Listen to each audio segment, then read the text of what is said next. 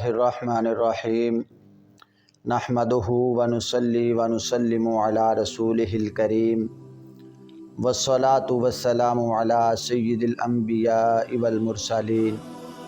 व अला आलिहि व अस्हाबिहि अजमईन। क़ाल अल्लाहु तबारक व तआला फ़िल क़ुरआनिल मजीद वल फ़ुरक़ानिल हमीद व अल्लमनाहु सनअत लबूसिल लकुम लितुहसिनकुम मिन बअसिकुम फ़हल अंतुम शाकिरून। सदक़ल्लाहुल अज़ीम व सदक़ रसूलुहुन नबियुल करीमुल अमीन। मुअज़्ज़ज़ सामिईन व नाज़रीन, आज का हमारा उन्वान है मेहनत की अज़मत। देखिए अहबाब, मेहनत एक नाकाबिल को काबिल बना देती है। मेहनत एक कुंद ज़हन को ज़हीन बना देती है। मेहनत एक बेकार को कारआमद बना देती है। मेहनत एक नालायक को लायक तरीन बना देती है और मेहनत एक बेतौकीर को मुअज़्ज़ज़ बना देती है। वो आदमी जो मेहनत करता है, मशक्क़तों को बर्दाश्त करता है, तकलीफ़ात को सहता है, ऐसा आदमी शरीयत में भी महबूब है। घर वाले भी, माँ बाप भी उसको इज़्ज़त की निगाह से देखते हैं और मुआशरे में भी उसे एक बावकार आदमी समझा जाता है। देखिए अहबाब, हमारी शरीयत ने भी मेहनत करने वाले की, मशक्क़तों को उठाने वाले की बड़ी हौसला अफजाई की है और तमाम अक़वाम आलम, तमाम मज़ाहिब मेहनत को सराहते हैं और मेहनती अफराद को कदर की निगाह से देखा जाता है। और आजकल एक ऐसी हवा चल निकली है कि मेहनत करने वाले को, मज़दूरी करने वाले को, हाथ से कमाने वाले को कम तरीन समझा जाता है, उसको हकीर समझा जाता है। हालांकि हाथ से कमाना, मेहनत करना, मज़दूरी करना, ये वो काम है जिसको अल्लाह के प्यारे अंबियाए किराम अलैहिमुस्सलातु वस्सलाम ने इख्तियार फरमाया है। ये वो काम हैं जिनसे अल्लाह के नबी के प्यारे असहाब गुज़रे हैं, औलियाए उम्मत इससे गुज़रे हैं। देखिए सरकार दो आलम सल्लल्लाहु अलैहि वसल्लम ग़ज़वा तबूक से वापस तशरीफ़ लाए। जनाब सैयदना हज़रत साद रज़ी अल्लाह तआला अन्हु, आपने आगे बढ़कर इस्तक़बाल किया। नबी करीम अलैहिस्सलातु वस्सलाम ने उनके हाथों की दरिश्ती सख्ती को देखा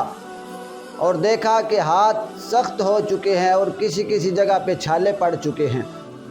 तो नबी करीम अलैहिस्सलातु वस्सलाम ने फरमाया, ऐसा ये क्या मामला है, हाथों को क्या हुआ है? तो उन्होंने अर्ज़ किया, या रसूल अल्लाह सल्लल्लाहु अलैहि वसल्लम, मैं खेती बाड़ी का काम करता हूँ, फाड़ा कई चलाता रहता हूँ, जिसकी वजह से हाथ ऐसे हो गए हैं।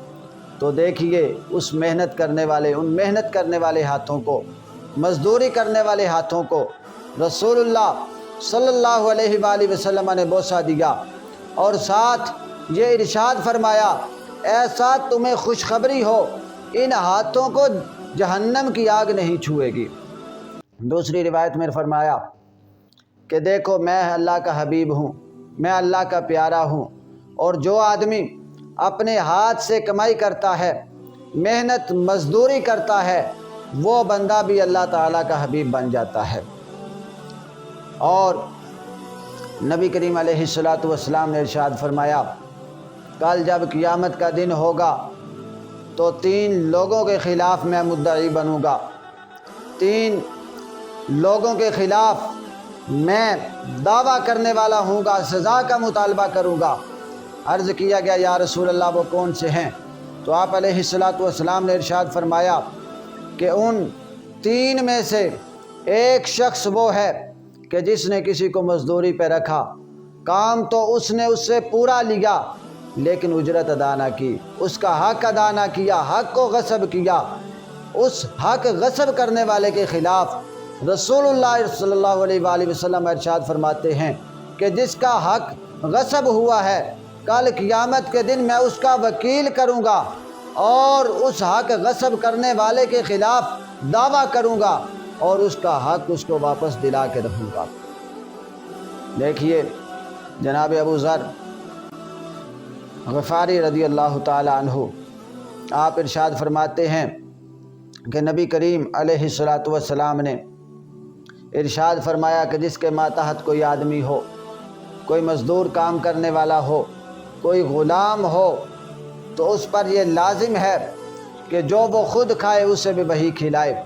جو وہ خود پیے اسے بھی وہی پلائے، جو وہ خود پہنے اسے بھی وہی پہنائے، اور ہاں طاقت سے زیادہ اس سے کام نہ لے، اور اگر ایسا کام اس کے ذمہ لگا دے، اسے سونپ دے جس کی اس میں استطاعت طاقت نہ ہو، تو اس مالک پر، اس کام لینے والے پر یہ بات لازم ہے کہ وہ اس کی معاونت کرے، مدد کرے، کام کو مکمل کروائے۔ اور جناب حضرت کعب احبار رضی اللہ تعالی عنہ آپ ارشاد فرماتے ہیں کہ صحابہ کرام رضوان اللہ تعالی علیہم اجمعین کی مجلس لگی ہے اور ایک شخص گزرا، بڑی تیزی سے گزرا، تو کسی کہنے والے نے عرض کیا، کہا یا رسول اللہ اگر کاش یہ اتنی تیزی اللہ کے راستے میں دکھاتا، میدان جہاد میں دکھاتا تو کیا ہی اچھا ہوتا۔ تو رسول اللہ صلی اللہ علیہ وآلہ وسلم نے ارشاد فرمایا، اگر یہ شخص اپنے والدین کے لیے روزی کمانے کے واسطے جا رہا ہے، اپنے بچوں کا پیٹ پالنے کے واسطے جا رہا ہے، تو یہ بندہ اللہ کے راستے میں ہے۔ اگر یہ شخص اپنے آپ کو سوال سے بچانے کے لیے جا رہا ہے، تب بھی یہ شخص اللہ کے راستے میں ہے، اور اگر یہ شخص اس لیے کمانے جا رہا ہے کہ میں جاؤں، جا کے کما کے لاؤں، اس پر پھر تکبر کروں، اتراؤں، فخر کا اظہار کروں، تو ایسا پھر یہ آدمی شیطان کے راستے میں ہے۔ تو دیکھیے ایک وہ غازی ہے، ایک وہ مجاہد ہے جو میدان جہاد میں جا کر لڑتا ہے، اپنا خون پسینہ بہاتا ہے، اپنی جان کی بازی بھی لگا دیتا ہے۔ ایک وہ اللہ کے راستے میں ہے، اور دوسرا وہ آدمی جو رزق حلال کی تلاش میں نکلا ہے، اس کو بھی نبی کریم علیہ الصلاۃ والسلام نے اللہ کے راستے میں قرار دیا ہے۔ اور نبی کریم علیہ الصلاۃ والسلام نے ارشاد فرمایا کہ ایک آدمی پیٹھ پر لکڑیاں باندھ کر لائے، اٹھائے، مشقتیں برداشت کرے، یہ اس آدمی سے بہتر ہے کہ جو کسی کے آگے دست سوال دراز کرے۔ اور آپ علیہ الصلاۃ والسلام نے فرمایا کہ سب سے بہتر طعام، سب سے بہتر کھانا وہ ہے کہ جو بندہ ہاتھ سے کمائی کر کے کھائے۔ اور اللہ کے نبی جناب سیدنا داؤد علیہ الصلاۃ والسلام ہاتھ سے کمائی کر کے کھایا کرتے تھے۔ اور مزدوروں کے حقوق کے بارے میں نبی کریم علیہ الصلاۃ والسلام نے بات کی، آپ نے فرمایا آتُ الْأَجِيرَ أَجْرَهُ قَبْلَ أَن يَجُفَّ عَرَقُهُ، اے میرے ماننے والو، اے کلمہ پڑھنے والو، تم پر یہ لازم ہے کہ مزدور کو اس کی مزدوری پسینہ خشک ہونے سے قبل ادا کر دو۔ اور جناب ابو ذر، جناب ابو مسعود رضی اللہ تعالی عنہ آپ ارشاد فرماتے ہیں کہ ایک دفعہ میں اپنے غلام کو مار رہا ہوں، سزا دے رہا ہوں، کوڑے برسا رہا ہوں، اچانک میں نے پیچھے سے آواز سنی، کوئی آواز دینے والا آواز دے رہا ہے کہ ابو مسعود رک جا۔ فرماتے ہیں میں رک گیا، آواز نہ پہچان سکا۔ جب میں نے پیچھے مڑ کے دیکھا تو وہ جناب رسالت مآب صلی اللہ علیہ وآلہ وسلم تھے۔ فرماتے ہیں میں ڈر گیا، میرے جسم پہ کپ کپی طاری ہو گئی، اور رسول اللہ صلی اللہ علیہ وآلہ وسلم نے ارشاد فرمایا، اے ابو ذر، غلاموں کو سزا نہ دے، تو اگر ان سے بڑا ہے، اس بات کو ہرگز تجھے نہیں بولنا چاہیے کہ وہ خدا جو ہے وہ تجھ سے بھی بڑا ہے۔ اگر اللہ تعالیٰ نے تجھے اس پہ تصرف دیا ہے، تجھے اس پہ حق ملکیت دیا ہے، تو یہ بات تمہیں یاد رکھنی چاہیے کہ وہ خالق کائنات تیرا بھی مالک ہے، اسے بھی تجھ پر قبضہ ہے، حق حاصل ہے۔ تو جیسا سلوک اس کے ساتھ کرے گا ویسا ہی سلوک تیرے ساتھ اس بارگاہ میں کیا جائے گا۔ اور دیکھیے آج کل پیشوں کو حقارت کا باعث سمجھا جاتا ہے، کام کرنے والوں کو حقیر سمجھا جاتا ہے، کم تر کمی کمین سمجھا جاتا ہے، حالانکہ شریعت نے وَجَعَلْنَاكُمْ شُعُوبًا وَقَبَائِلَ لِتَعَارَفُوا، ان رشتوں کو، ان ذاتوں کو، ان خاندانوں کو، ان بڑے قبائل کو یہ عزت کا باعث نہیں قرار دیا، فخر کا باعث نہیں قرار دیا، بڑے ہونے کا باعث نہیں قرار دیا، بلکہ یہ رشتے تو قرآن کہہ رہا ہے کہ بنائے اس لیے گئے ہیں کہ تم ایک دوسرے کو پہچان سکو۔ اور جس کی ذات بڑی ہے، جس کے پاس زمین زیادہ ہے، جس کے پاس جائیداد زیادہ ہے، شریعت میں وہ بڑا نہیں ہے، وہ معزز نہیں ہے۔ ان اکرمکم عند اللہ اتقاکم، بلکہ شریعت نے بزرگی کا معیار تقوی کو قرار دیا ہے۔ دیکھیے اللہ کے نبی جو سب سے اشرف ہیں، جو سب سے بزرگ ہیں، جو سب سے بڑے ہیں، کوئی دنیا میں ان کا ثانی نہیں ہے خدا کے سوا۔ وہ انبیاء جناب داؤد علیہ السلام لوہے کا کام کیا کرتے تھے، زرہیں تیار کیا کرتے تھے، قرآن نے اس کا ذکر فرمایا۔ حضرت آدم علیہ السلام کاشتکاری کیا کرتے تھے، حضرت نوح علیہ السلام نجار تھے، لکڑی کا کام کیا کرتے تھے، حضرت لقمان علیہ السلام درزی کا کام کیا کرتے تھے، حضرت طالوت رنگ ریز تھے، کپڑوں کو رنگنے کا کام کیا کرتے تھے، حضرت صالح علیہ السلام تجارت کیا کرتے تھے، حضرت ادریس علیہ السلام درزیوں کا کام کرتے تھے، جناب ابراہیم کھیتی باڑی کرتے تھے، اللہ کے نبی جناب موسیٰ کلیم اللہ اور جناب شعیب علیہ السلام بکریاں چرایا کرتے تھے، اور سب سے بڑھ کر امام الانبیاء سید الانبیاء جو باعث تخلیق کائنات ہیں، سب کے امام ہیں، انبیاء کے امام ہیں، جن کے لیے کائنات کو پیدا کیا گیا ہے، جو خالق کائنات کے محبوب ہیں، پیارے ہیں اور تمام نبیوں کے سردار ہیں، انہوں نے بھی بکریاں چرا کر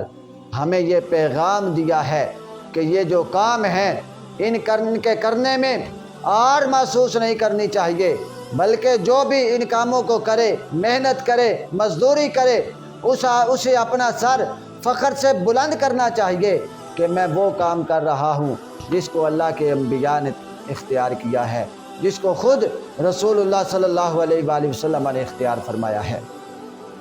اور سیدہ حوا سلام اللہ تعالی علیہا آپ اون کاٹتی تھیں، جس سے آپ کپڑا تیار کرتی، اپنا لباس تیار کرتی، اپنے بچوں کے لیے لباس تیار کرتی۔ اور آج کل جو کوئی پھیری لگانے والا ہو اس کو حقیر سمجھا جاتا ہے، کم تر سمجھا جاتا ہے، حالانکہ امام المسلمین، امام المومنین، خلیفۃ المسلمین، انبیاء کے بعد جو سب سے افضل ذات ہے جناب سیدنا ابوبکر صدیق رضی اللہ تعالیٰ عنہ کی، آپ بھی کندھے پر کپڑے کو اٹھا کر بازار میں فروخت فرمایا کرتے تھے۔ اور جناب خباب ابن الارت رضی اللہ تعالیٰ عنہ جلیل القدر صحابی رسول ہیں، آپ لوہار والا لوہے کا کام کیا کرتے تھے۔ اور جناب عبداللہ بن مسعود رضی اللہ تعالیٰ عنہ جلیل القدر صحابی ہیں، آپ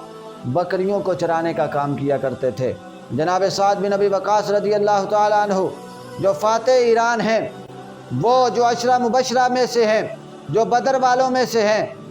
وہ جن کو نبی پاک نے فرمایا تھا کہ اے سعد تجھ پہ میرے ماں باپ قربان ہوں، آپ تیر بنانے کا کام کیا کرتے تھے۔ جناب زبیر بن عوام درزیوں کا کام کیا کرتے تھے۔ سیدہ زینب آپ کھالوں کی دباغت کا کام کیا کرتی تھیں۔ اور اس کے بعد فقہ کے مشہور امام جن کی کتاب المختصر القدوری بڑے عرصہ سے درس نظامی میں پڑھائی جا رہی ہے، آج تک لاکھوں کروڑوں علماء اس کو پڑھ چکے ہیں، اور علامہ احمد بن محمد قدوری جو اس کے مصنف ہیں ان کو بڑی قدر کی نگاہ سے دیکھا جاتا ہے، لیکن آپ کا جو نام ہے، آپ کی جو کتاب کا نام ہے، قدوری کدھر سے بنا ہے، جس کا معنی ہے ہنڈیاں، ہنڈیاں بنانے والے یا ان کو بیچنے والے، آپ ہنڈیاں بنایا کرتے تھے یا بیچا کرتے تھے، جس وجہ سے آپ کا یہ نام رکھا گیا۔ لیکن آپ کے لیے یار نہیں، بلکہ آپ نے اس محنت والے کام کو، مزدوری والے کام کو بطور فخر اس کو اختیار فرمایا ہے، اور اسی کے ساتھ اپنی کتاب کو بھی موسوم فرمایا ہے۔ اور امام ابو بکر بن علی الحدادی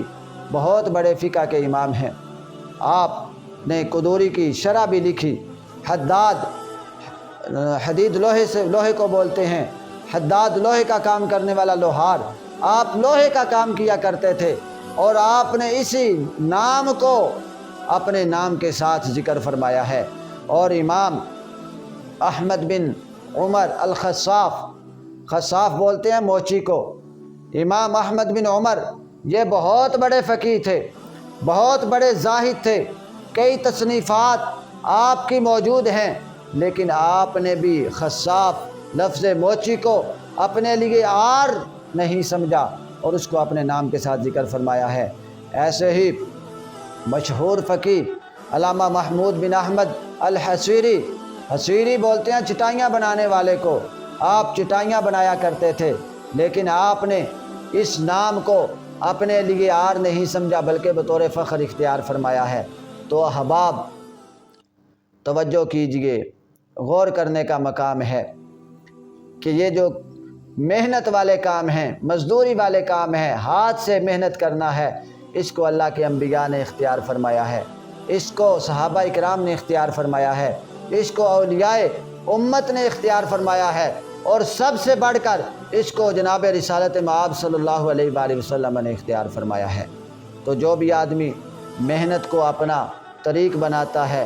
مزدوری کرتا ہے، مشقت اٹھاتا ہے، تکالیف برداشت کرتا ہے، تو وہ معاشرے میں بھی عزت پا جاتا ہے، گھر والے بھی اس کی عزت کرتے ہیں، اور شریعت میں بھی ایک وہ مقام کا مستحق بن جاتا ہے۔ اور بغیر محنت کے کامیابی کا حصول ناممکن ہے۔ وہ کسی شاعر نے کیا خوب کہا تھا، نامی کوئی بھی بغیر مشقت کے نہیں ہوا، بغیر مشقت بغیر تکلیف اٹھائے کوئی بھی نامور نہیں ہوا، 100 بار جب عقیق کٹا تب نگی ہوا۔ تو اس وجہ سے اگر ہم اب کامیاب ہونا چاہتے ہیں تو ہمیں محنت کے طریقے کو اپنانا ہوگا، ہمیں سستی کو، کاہلی کو خیر آباد کہنا ہوگا۔ جب ہم محنت کو اپنا لیں گے تو یقیناً کامیابی ہمارے قدم چومے گی۔ دعا ہے کہ اللہ تعالی ہمیں عمل کی توفیق عطا فرمائے۔ وما توفیقی الا باللہ۔